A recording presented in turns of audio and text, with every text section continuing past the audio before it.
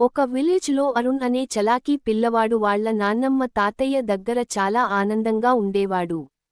అరుణ్ వాళ్ళ తోటలో చిన్న చిన్న కోళ్లుతో ఆడుకునేవాడు. ఒక రోజు అరుణ్ వాళ్ళ తాతయ్యతో చికెన్ స్టోర్కి వెళ్లాడు. అక్కడ ఉన్న పరిస్థితిని చూసి అరుణ్ చాలా భయపడ్డాడు.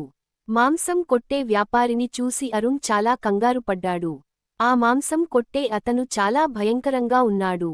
అక్కడ పరిస్థితిని చూసి అరుణ్ భయంతో ఏడవడం మొదలు పెట్టాడు. అరుణ్ వాళ్ళ తాతయ్య ఏమైంది నాన్న అని అడుగుతాడు. అప్పుడు అరుణ్ ఆ అంకుల్ ఎందుకు ఆ కోడిని చంపుతున్నారు అని అమాయకంగా ఏడుస్తూ అడిగాడు. అప్పుడు అరుణ్ వాళ్ళ తాతయ్య, వాళ్ళు బ్రతకడానికి ఇది వాళ్ళ బ్రతుకుతెరువు అని చెప్తాడు.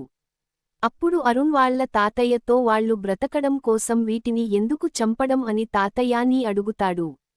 అప్పుడు అరుణ్ వాళ్ళ తాతయ్య అక్కడ ఉన్న అన్ని కోళ్లను తన మనవడు కోసం కొంటాడు. అక్కడి నుండి అరుణ్ వాళ్ళ తాతయ్య ఆనందంగా ఇంటికి తిరిగి అకస్తారు. అరుణ్ ఎప్పటిలాగానే ఆ కోళ్లతో వాళ్ళ తోటలో ఆనందంగా ఆడుకుంటుంటాడు.